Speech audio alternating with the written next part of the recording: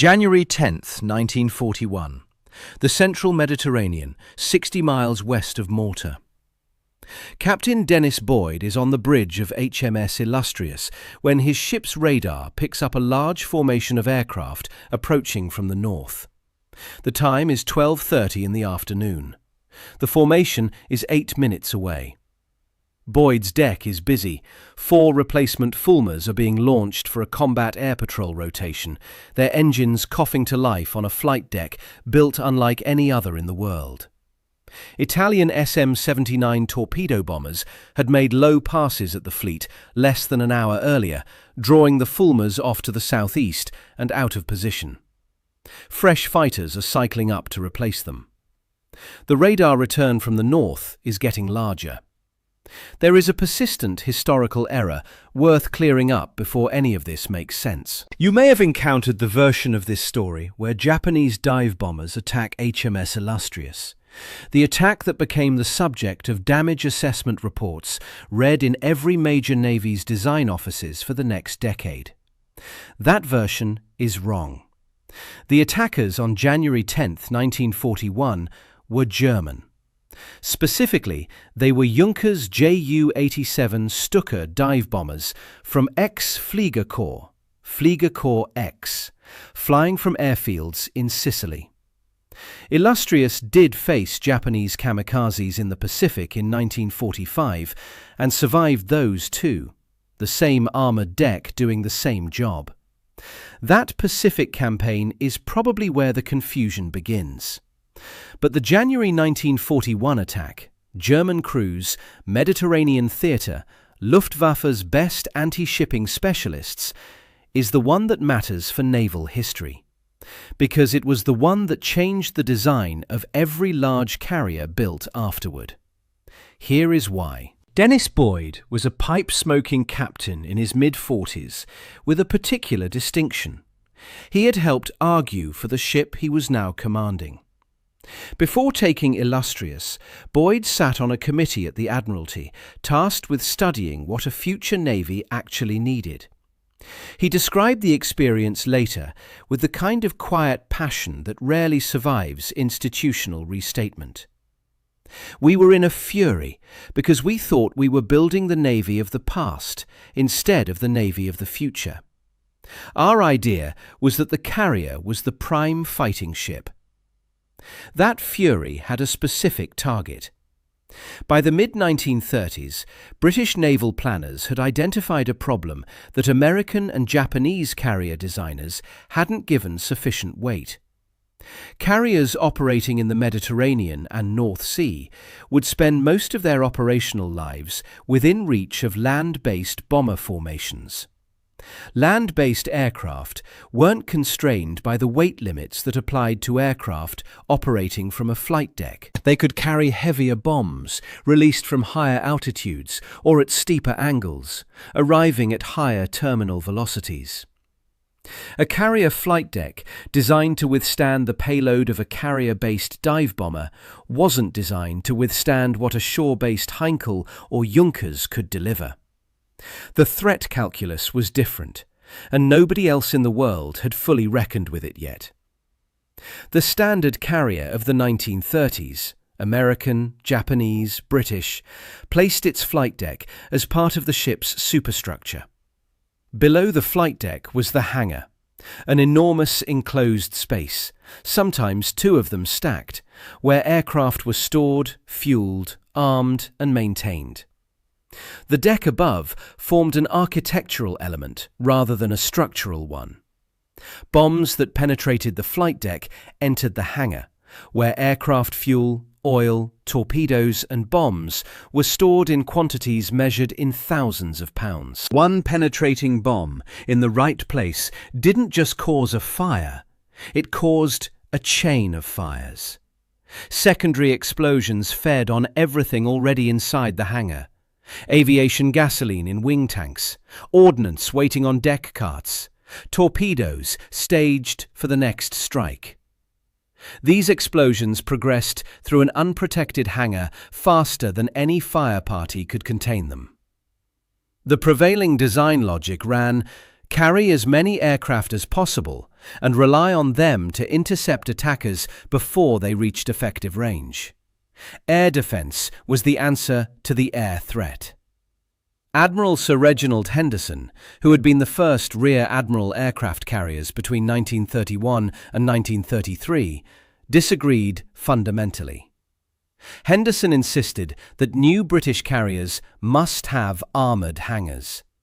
Not heavier plating in the usual places, a fundamentally different architectural concept, one that would require giving up capabilities that every other navy in the world was still building toward. In April 1936, the Director of Naval Construction presented 4 design alternatives to the Admiralty. 2 were unarmoured, 2 incorporated armoured hangars. The armoured variants won. Design plans were formally approved in June 1936. HMS Illustrious was laid down at Vickers Armstrong's in Barrow-in-Furness on April 27, 1937, constrained by the Second London Naval Treaty's 23,000-ton displacement limit. A significant engineering puzzle given what they intended to build inside it. Boyd recalled that Henderson himself wasn't fully sympathetic to the committee's broader vision. The controller Henderson wasn't, he noted, yet the insistence on an armoured design prevailed through the institutional process. Once approved, the design team was working with a constraint that made every other decision harder.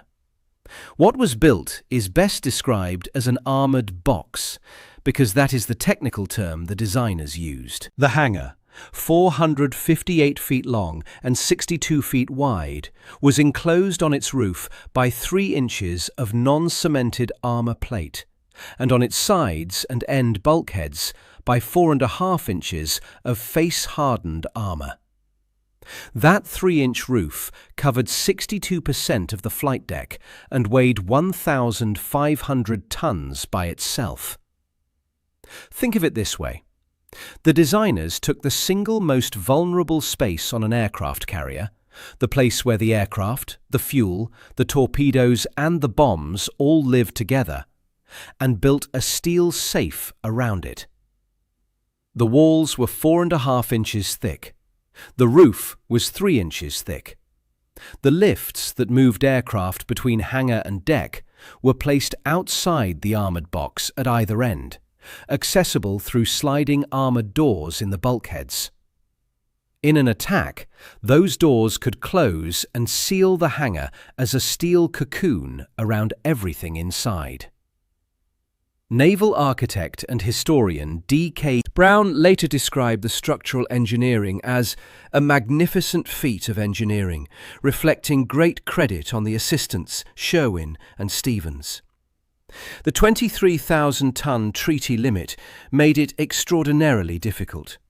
Every ton of armour had to be paid for somewhere in the design, and the weight of 1,500 tons of flight deck armour sat high up in the ship, threatening stability. To compensate, the beam was widened, the freeboard was reduced, the second hangar deck that HMS Ark Royal had featured was eliminated entirely. The forward and aft sections of the flight deck around the aircraft lifts were rated only at 1.5-inch armour, for structural rather than protective reasons, which meant the lift openings were the weak point in an otherwise formidable system. The designers knew it. The lifts were outside the box. If a bomb found a lift opening, it found a path in. Where Ark Royal and the American Yorktown class could operate 60 to 90 aircraft, depending on configuration and deck parking doctrine, Illustrious was limited to 33 internal stowage stations. USS Enterprise, of roughly similar displacement, had a hangar that Illustrious's own could reach 82% of in size. But Enterprise typically carried 30% of her aircraft on deck rather than below, allowing a much larger operational air group. The Admiralty understood this trade-off and accepted it. An air group deprived of its carrier served no strategic purpose at all. Better a smaller group that could keep fighting than a larger one whose ship was burning. Boyd's own account of the threat specification reveals something important about how design decisions actually work. The RAF had told the committee in 1935 that a 500-pound bomb was the largest they were likely to encounter in the next decade. The armour was specifically calculated to withstand 500-pound semi-armour-piercing bombs dropped from 7,000 feet. A real threat that represented genuine engineering thinking, not arbitrary caution. So, a carrier was designed to keep out a 500-pound bomb, Boyd wrote afterward. We were well off the mark. All the rest is wisdom after the event. The German bombs that fell on Illustrious on January 10, 1941, ranged from 250-kilogram weapons up to 1,000-kilogram armour-piercing ordnance. The designers had been out by a factor of 4 or more. That the armour still made the decisive difference, that it still changed the outcome, says something about the margin built into those 1,500 tons of NC plate. Illustrious commissioned on May 25, 1940. By November of that year, her Swordfish torpedo bombers had executed the Taranto raid. 21 aircraft attacking the Italian battle fleet at anchor in harbour, sinking one battleship outright and seriously damaging 2 others, while losing only 2 aircraft. That raid established Illustrious as the decisive offensive weapon of the Mediterranean theatre. It also put her at the top of the Luftwaffe's priority list, and it was precisely what brought Fliegerkorps X south from Norway. 10 Fliegerkorps had been built around anti-shipping operations in the North Sea throughout 1940, developing doctrine and hard-won operational experience that made it qualitatively different from general bombing wings. Its commander, General der Flieger Hans Ferdinand Geisler, who held continuous command of the corps from October 1939 through August 1942, was regarded by contemporaries as one of the foremost anti-shipping commanders in the Luftwaffe. His crews had spent the preceding year in the unforgiving environment of North Sea operations, learning how to hit moving warships at sea. Hitting a moving ship from altitude isn't simply a harder version of hitting a stationary building. It requires different approach angles, calculated against the ship's heading and speed, different timing corrections for the interval between bomb release and impact, and coordinated attacks from multiple bearings simultaneously to prevent anti-aircraft fire from concentrating on a single approach vector. Fliegerkorps X had worked all of this out against real targets in the North Sea, against ships whose crews were shooting back. By January 8, 1941, the unit had completed its transfer from Norwegian airfields to bases in Sicily. The anti-shipping strike element for the January 10th attack was drawn from the 1st Gruppe of Sturzkampfgeschwader 1 and the 2nd Gruppe of STG-2. 2 Stuka groups with operational experience behind them, led on this mission by Major Paul Werner Hosel. The Ju-87 Stuka dive bomber wasn't a fast aircraft or a sophisticated one by 1941 standards. Its fixed undercarriage created enormous drag. Its maximum speed was modest. It was vulnerable to fighter interception. Against a fleet with an effective combat air patrol, Stukas were dangerous targets for their own pilots. Against a fleet whose fighters had been drawn out of position, they were devastatingly effective. Fliegerkorps X had studied the British fleet through aerial reconnaissance and intelligence sources. They had prepared target folders on its major warships. Their assessment of priorities was strategically sound. The carrier was the element that gave the convoy air cover. Remove the carrier, and everything else the fleet could do, the battleships, the cruisers, the destroyers, became peripheral.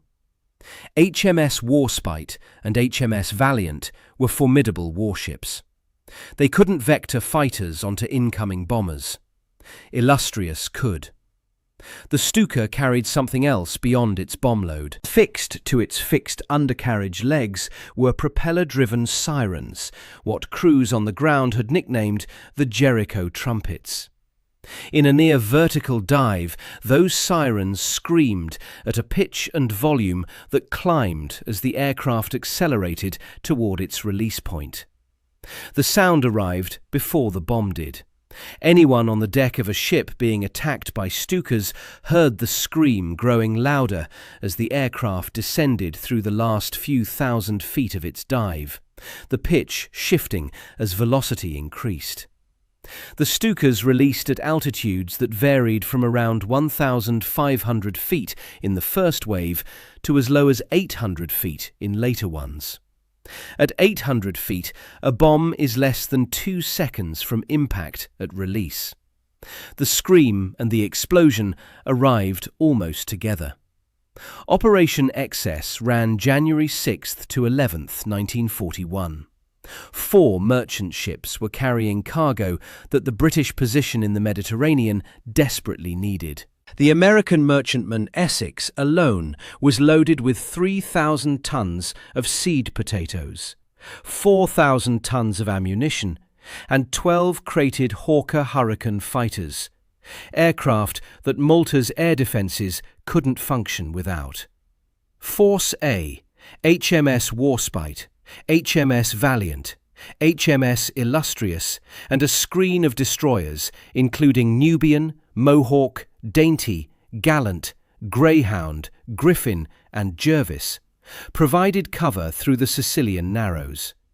HMS Gallant had already struck an Italian mine earlier in the operation, losing her bow. The sea wasn't forgiving that week, under any conditions. The fleet was approximately 85 miles west of Malta when the attack found them. The morning of January 10th had been operationally full. Illustrious's Swordfish attacked an Italian convoy without significant effect. Fulmars on combat air patrol had been drawn southeast by Italian SM-79 torpedo bombers making low passes. Exactly the kind of coordinated feint that Fliegerkorps X needed. Lieutenant Henley, one of the Fulmar pilots caught in the diversion, described what happened plainly. The S-79s made a low pass over the fleet, which drew us off at low altitude and high speed to the southeast, and this in turn allowed the Germans to make their attack. By the time Illustrious's deck was cycling replacement Fulmars at 12:35, the incoming formation was already committed. At 12:30, the ship's radar detected it. At 12:38, 8 minutes to do anything useful, the first bomb hit. It passed through the ship's side and exploded in the water alongside, peppering the hull with shrapnel. Seconds later, a second bomb penetrated the flight deck and detonated inside the ship. A third bomb came through the forward port edge of the flight deck and exploded approximately 10 feet above the water, blasting shrapnel upward through the adjacent hull structure, opening flooding compartments along the ship's side and starting a fire that began spreading immediately. A fourth bomb demolished the starboard forward pom-pom gun mount closest to the island. The gun crews had been firing continuously since the first hit. The bomb that killed them arrived while they were still working the gun. 4 more men died in the area of the same hit. Then the most destructive blow. A large bomb that drove through the flight deck armour forward of the aft lift and detonated 10 feet above the hangar deck. This is the bomb that should have killed the ship. It destroyed a Fulmar on the lift whose engine had failed to start. One of the replacement aircraft that never made it airborne, the pilot almost certainly still in the cockpit trying to get the engine to catch. In any carrier without an armoured box around the hangar, a bomb of this weight detonating in the aircraft storage space in a compartment filled with fueled and armed aircraft would have triggered a cascade that no damage control party could have stopped. On Illustrious, the armoured hangar walls contained what happened next. The explosion ignited a severe fire throughout the hangar. It bent the forward lift, a structure built to carry multi-ton aircraft, into what observers later described as resembling a hoop. It destroyed the rear fire sprinkler system that was the automated first line of defence. It shredded the metal fire curtains designed to divide the hangar into isolated containment zones, turning the protection system into shrapnel. The explosion also punched a hole through the hangar deck itself, damaging spaces 3 decks below. 9 swordfish and 4 Fulmars inside the hangar were on fire. A further bomb found the unarmoured aft lift opening, the structural vulnerability that the designers had known about and had no weight budget to fix.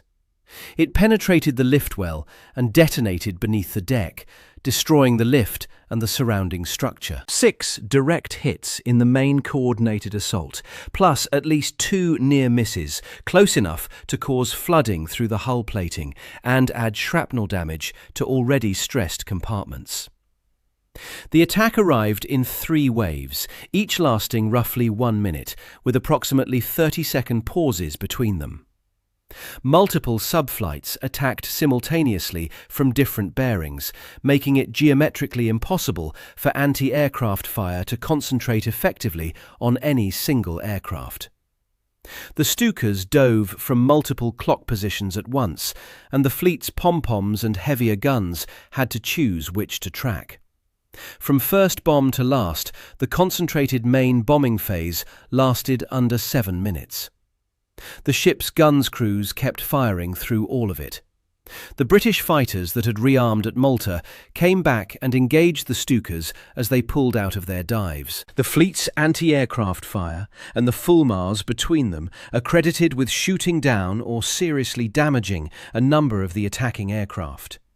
German records confirm the loss of 3 Stukas, with another forced to land in emergency condition. But by the time the firing stopped, 126 officers and men aboard Illustrious were dead. Another 91 were wounded. The hangar was ablaze. The rudder was jammed with port helm. The steering gear was disabled. The engines were intact. Admiral Cunningham, observing from the battleship formation, watched Illustrious disappear behind cascading pillars of water and smoke, and could do almost nothing useful. Anti-aircraft fire from the escorts was continuous throughout the attack, but against coordinated diving from multiple bearings simultaneously, no amount of firepower could close the geometric gaps the Stukas were exploiting. The fleet commander commanded his ships. He couldn't rewrite the physics of a coordinated dive-bombing attack against a carrier whose fighter screen was out of position. What eventually emerged from the smoke was still making way. Boyd faced an immediate and consequential decision about the magazines. Standard damage control procedure when fire approaches an ammunition magazine is to flood it, fill it with seawater, and eliminate the risk of catastrophic detonation at the cost of the ammunition that magazine feeds. Boyd declined. His reasoning was operational. Flooding the magazines would leave Illustrious defenceless against follow-up attacks, and follow-up attacks were certain. His calculation proved correct. The guns crews, with about 60% of the armament, beat off the subsequent attacks, he wrote in his formal report afterward. A second attack arrived at 13:20. 13 more Stukas targeting the damaged aft area of the ship, hitting her once more in the same lift well, knocking her speed back to 15 knots for a period, and disabling the steering gear a second time. Boyd ordered the course maintained. Malta was 85 miles away. What followed next was 4 hours of seamanship under conditions that had no precedent in naval training. With the steering gear gone and the rudder jammed, Illustrious was navigated by differential engine thrust. Running the propellers on one side of the ship faster than those on the other side creates a yawing moment, the physics of a canoe paddled harder on one side, that can steer a large ship at speed. It's a workable technique, but it's physically demanding on engineering crew who have to respond to constant adjustment orders. It consumes fuel faster than normal operations, and it requires maintaining a speed at which the asymmetric thrust has enough authority over the ship's heading to be effective. Boyd drove her at approximately 17 knots. Below the burning hangar, in the boiler rooms that drove those shafts, men worked in conditions that one account described as infernal. The ship's boiler spaces were directly below the hangar deck, insulated from the fires above by the armoured structure that was now also containing those fires, rather than letting them vent upward. The boiler rooms were hot in normal operations. With fires burning in the spaces above and the ship driving at high speed, the temperatures in the engineering spaces climbed toward the edge of what men could function in. They kept the boilers fed. The steam pressure held. The propellers kept turning. Fire parties were working in the hangar simultaneously, fighting fires in a compartment full of aviation fuel, burning aircraft and armed ordnance. The conditions that had destroyed Akagi and Kaga at Midway, that had ended Yorktown, that was supposed to be the inevitable consequence of bombs reaching the interior of a carrier. The armoured box was doing what it had been designed to do, containing the fires within the hangar space, preventing them from spreading down into the magazines and fuel bunkers that sat beneath it. The fires were severe. They weren't uncontrollable. That distinction made the difference. A third attack found the ship during the transit, striking once more and reigniting sections of the hangar that fire parties had partially brought under control. The fires didn't go out before Malta. Smoke was still trailing from Illustrious when she entered the Grand Harbour breakwater at 21:04 on the night of January 10th, 1941. She was towed to Parlatorio Wharf. The fires took another 5 hours after arrival to fully extinguish. By any rational accounting of what a ship could endure, she shouldn't have been there. Fliegerkorps X knew exactly where she was. January 16th brought what Maltese historians would come to call the Illustrious Blitz. It began with roughly 50 Stuka dive bombers in the first wave alone, followed by more formations, all aimed at the Valletta dockyard where Illustrious sat in emergency repair. Over the following 4 days, January 16th through January 19th, more than 100 German aircraft in total participated in repeated heavy raids on the Grand Harbour. The merchantman Essex, also in harbour from the Operation Excess convoy, was hit on January 16th by a heavy bomb that killed 15 of her crew and 7 Maltese dockyard workers on the pier alongside her. The Maltese civilian population watched from the ridgelines above the harbour. Valletta's architecture places the townscape directly above and around the Grand Harbour. The Baroque fortifications, the streets, the rooftops, all overlooking the anchorage where Illustrious sat in her berth. Residents could see the Stukas coming down over the harbour entrance and watch the bombs fall and the water rise.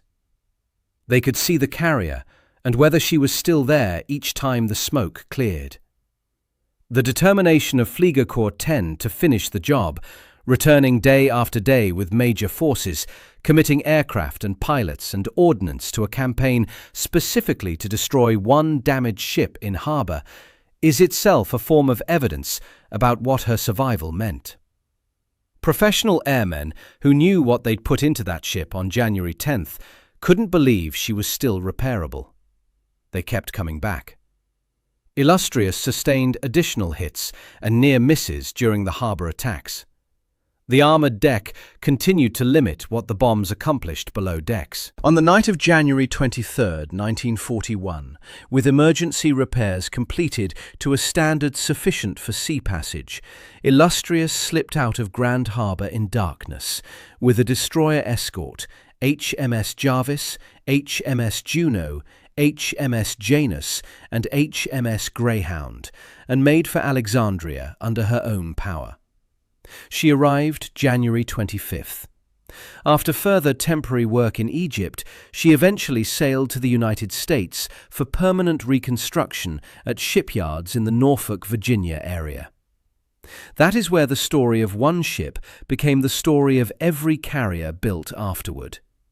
What happened to comparable ships that hadn't been built with an armoured box? USS Yorktown at the Battle of Coral Sea in May 1942 absorbed 2 direct bomb hits and torpedo damage, severe enough to require dockyard work. 3 direct bomb hits contributed to her loss at the Battle of Midway in June 1942, combined with 2 torpedo strikes that completed the work. Yorktown was a capable, hard-fighting ship, competently commanded and crewed with skill.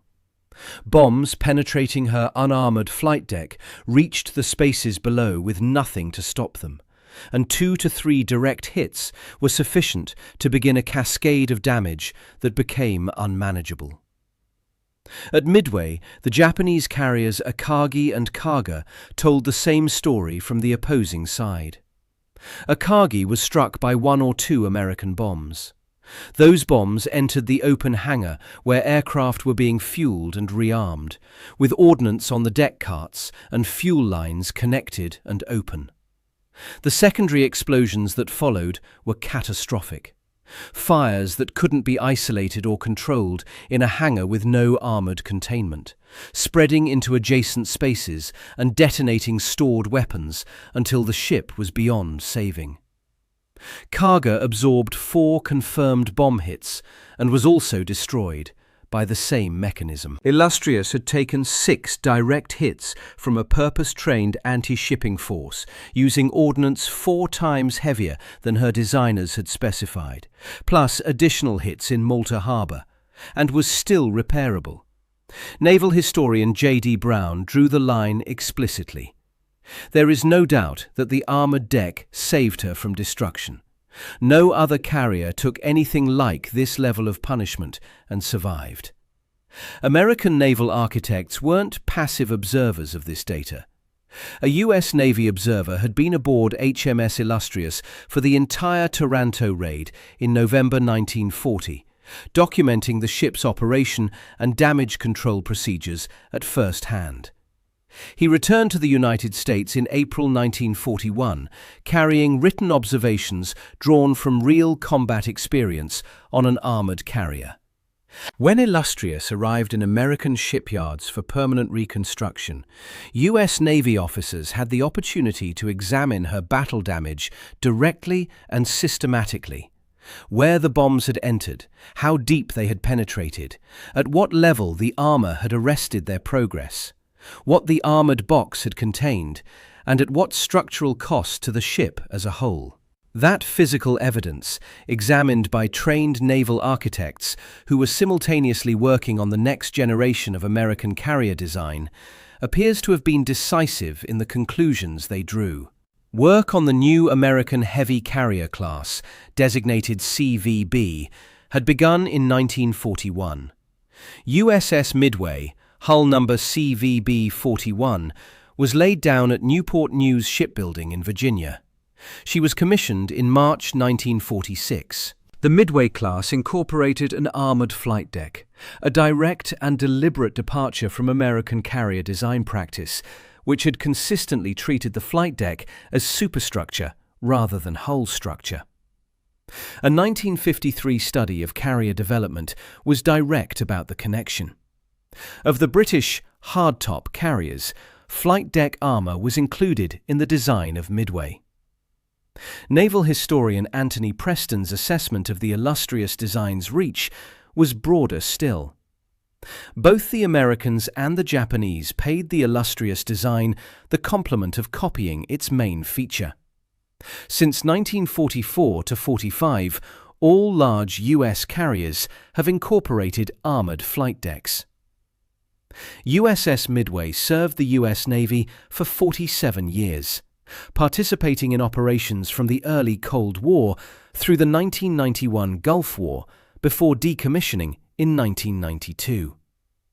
She sits today as a museum ship in San Diego Harbor, her armored flight deck intact, available for any visitor to walk across. That deck traces its lineage in a direct engineering line to a design committee decision in London in June 1936, and to what happened to a British carrier on January 10, 1941, that provided the combat proof the American architects needed. The whole chain of reasoning began with a map of the Mediterranean.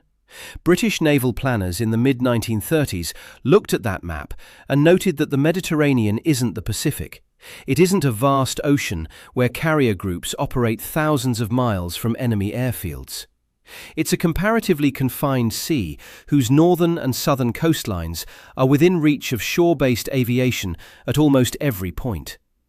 An aircraft carrier operating in the Mediterranean could expect to be within range of land-based bombers with heavy bomb loads for most of its operational time.